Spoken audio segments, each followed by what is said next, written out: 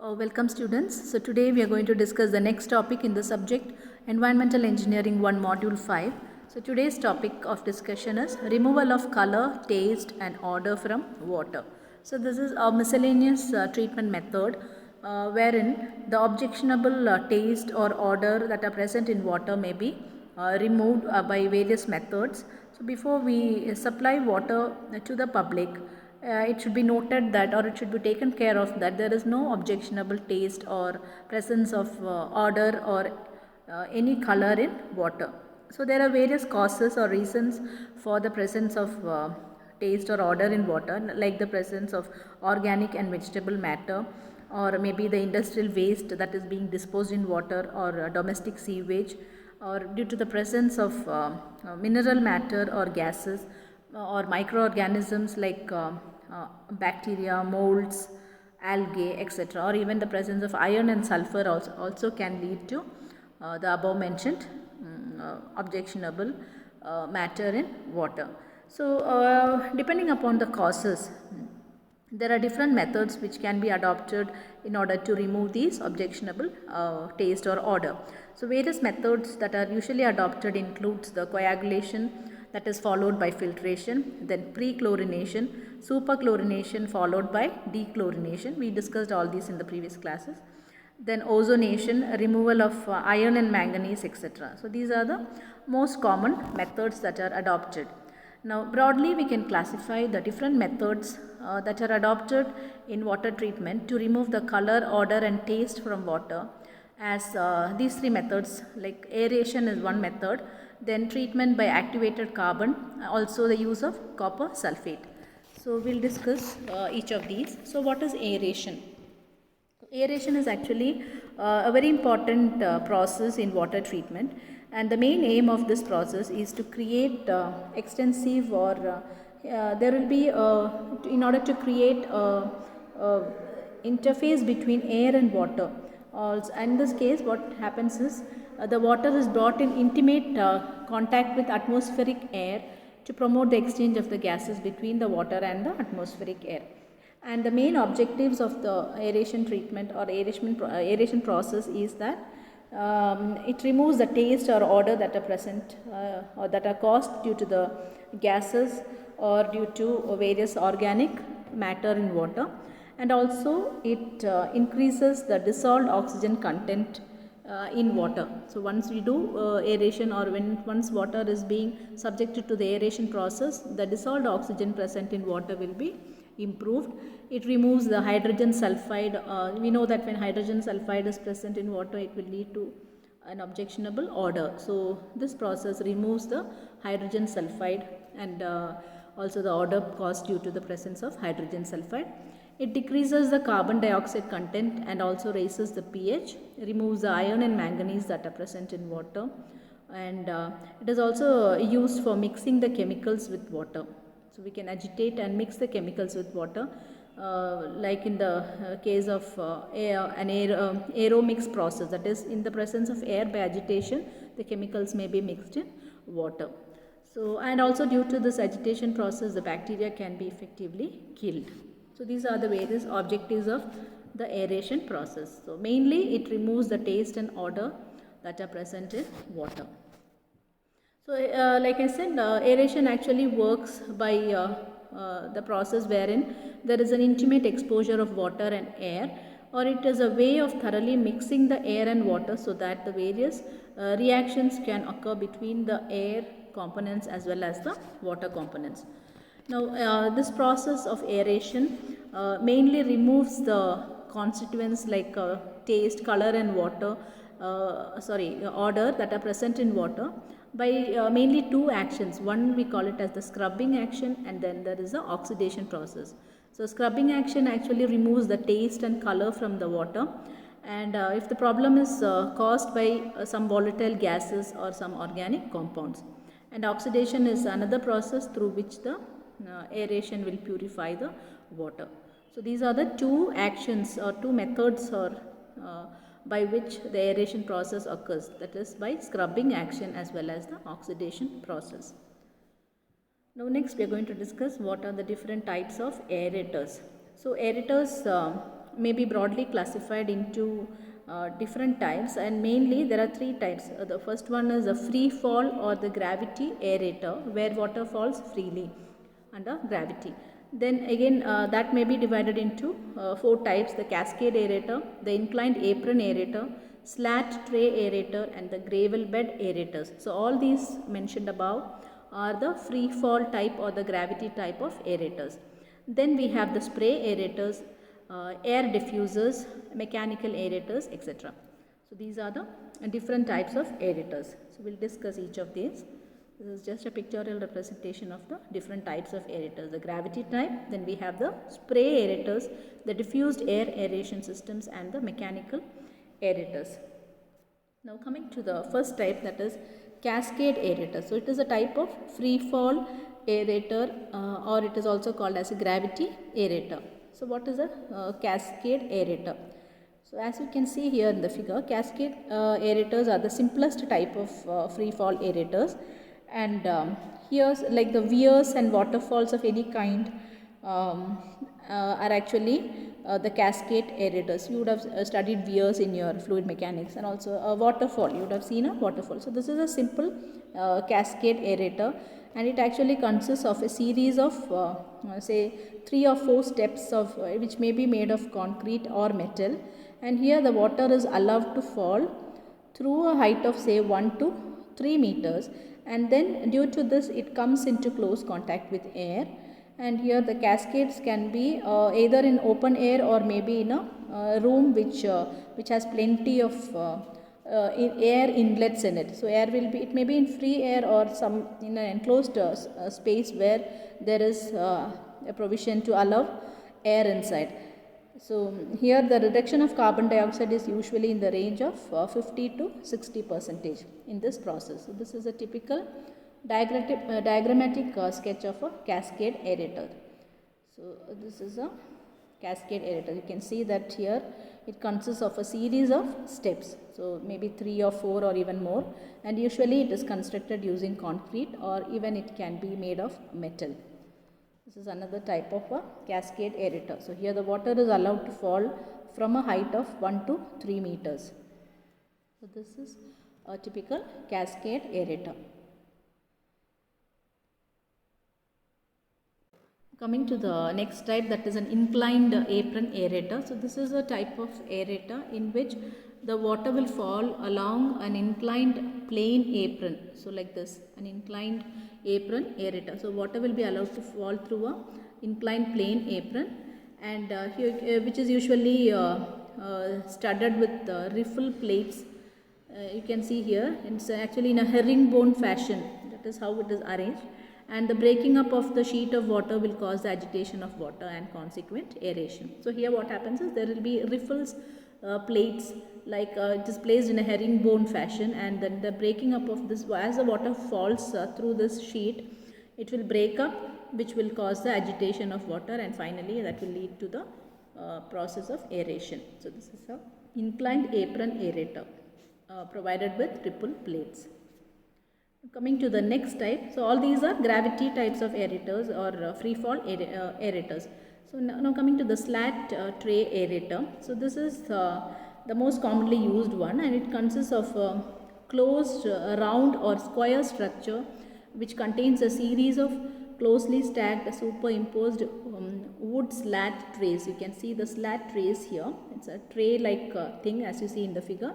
So water will enter the top of the aerator, and it is evenly distributed over the topmost tray, and the slats in the trays are staggered. So they are placed in a staggered manner so that the films of water that rains over the edges of the slat in one tray will fall on the centers of the slats in the tray that is placed below it. So air will be supplied to the bottom of the aerator with the help of a blower. So a blower will be provided which will supply the air. So this air will be blown upwards, and also a ventilator is provided at the top which will discharge the air and gases to the atmosphere. And here the water is collected in the collector pan at the bottom, from where it will finally flow to a catch basin or a reservoir. So this is a typical slat tray aerator.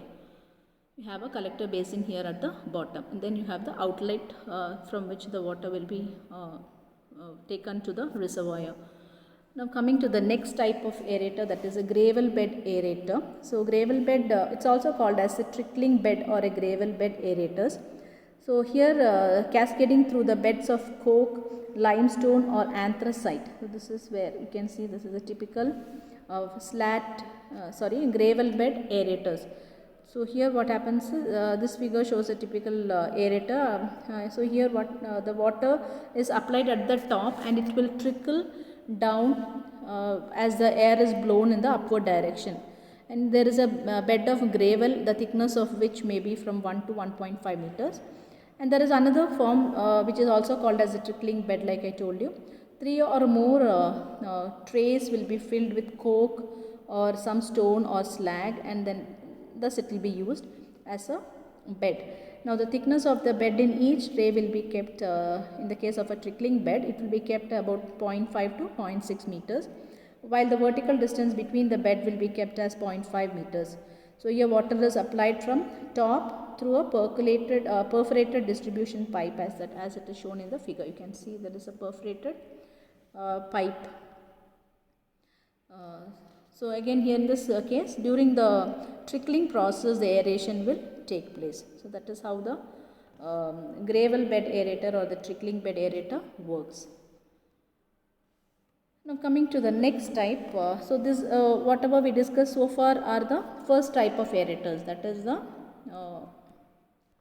first type, that is free fall or gravity aerator. Then the second type is a spray aerator. So we will see what is a spray aerator. So coming to the spray aerators actually divides the water flow into fine streams and small droplets which come into intimate contact with the air in their trajectory or in their path. So water will be sprinkled in fine jets through nozzles, and it requires a head of say 0.75 to 1.5 kilogram per centimeter square, and it reduces the carbon dioxide by 70 to 90% or even more. So this is a typical spray aerator, as you see here. So it is actually here water is distributed in the form of small droplets or by means of using orifices or nozzles. So that is how the water is distributed here. So again here the orifices and nozzles may be constructed either vertically or at an angle, and in upward or even in the downward direction. So one disadvantage is that it requires a large area to collect the water. That's about a typical spray aerators. So coming to the diffused air aeration systems. So here air will be introduced into the liquid that is being aerated in the form of bubbles.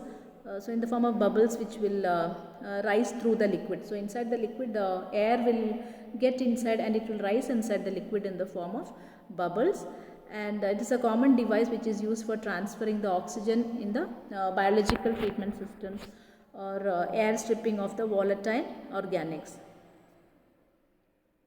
Again here the size of the bubbles will vary from, it may be either coarse bubbles or fine bubbles. So if it is fine, we call it as fine bubble diffusers, and as you see here in the figure, fine bubble diffusers and coarse bubble diffusers. So it is actually a method in which the pipe network, like I told you, it will be installed at the bottom of the aeration tank. So there will be a pipe network at the bottom, and then compressed air will be blown through these pipes, and these air bubbles will travel upward, which will cause the aeration process. So the air diffuser basins will have a retention period of say 15 minutes, and usually the depth is kept as between 3 to 5 meters. Now coming to the mechanical aerators, so here it is by producing a large water interface and transfer of oxygen from the atmosphere is enhanced in this type of aerator. And here again in the mechanical aerators, it can be a vertical shaft or a horizontal shaft aerators. So there are two types, the vertical shaft aerators and the horizontal shaft aerators in the case of a mechanical aerator. So that's about the different types of aerators. So aeration is one method by which we can remove the taste, color or odor that are present in water. Now the next method, like I told you, is the treatment by activated carbon. So here in this method, activated carbon is used to remove the color, taste and odor that are present in water. And here the process adopted are the adsorption process. So activated carbon is used or applied for the treatment of water first in two ways. The first one is it is used as a filter media, and in the second one it is used as a fine powder feed. So this is how activated carbon is being used for removing the taste, odor and color that are present in water. So this method actually is very much used, or it is very valuable in color removal, this activated carbon process. So activated carbon is actually produced by passing a carbonaceous material like coke, charcoal, paper or sawdust through a heating mechanism at very high temperature, and that is how it is prepared. And sometimes chemical agents like phosphoric acid or zinc chloride etc. are also added. So this activation and the greatly increased power of carbon to absorb the gases and the organic matter actually distinguishes this activated carbon from the normal charcoal. Now this treatment has many functions, like it is found very effective in aiding the coagulation if it is adopted before the filtration process, and it also has valuable, like I told you, color removing properties. So activated carbon treatment is mainly used for removal of color if any present in water, and it is also effective in preventing or retarding the decomposition of the sludge in the case of a settling basin. Then it reduces the chlorine demand of the treated water, and it also adsorbs the organic matter that are present in water. So it can be, like I told you, it can be applied in two ways. One is as a filter media and secondly as a fine powder feed. So as a filter media, the granulated activated carbon is used in the place of that usual filter sand. So instead of sand we will be using granulated or granular activated carbon, and then the filtered water will be passed through the bed of activated carbon, and thus it will remove the taste and odor, and also will absorb the other organic compounds that are present in water. Usually the filter bed size is about 75 to 100 centimeter thick, which is supported that filter bed of activated carbon. So this will be supported upon say about 35 to 50 centimeter graded gravel bed, and that is in the when it is used as a filter media. And if it is used in the powder form, it is applied to water in various stages, like it may be applied ahead of the treatment plant, or it may be applied in the mixing basin either alone or along with some other chemicals, or it may be fed before or during or even after coagulation at more than 1 points. So this process we call it as the split treatment. So applying powdered in the powdered form activated carbon, which is applied during or before or after coagulation. This process at various stages we call it as split treatment, and it may also be applied just ahead of filtration. So this is a treatment by activated carbon. Coming to the next type, that is use of copper sulfate as a compound to remove the color, taste or odor that is present in water.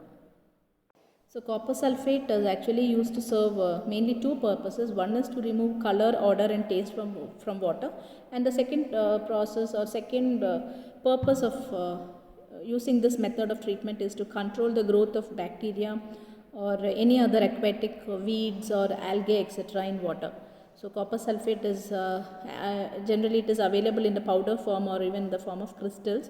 So this may be applied directly in the distribution pipe or in the open reservoirs, and when it is applied directly in the pipe, the solution of copper sulfate of required strength will be prepared, and that will be fed to the water just ahead of the distribution system. And here the dose may vary from 0.3 to 0.6 parts per million, and this is one method.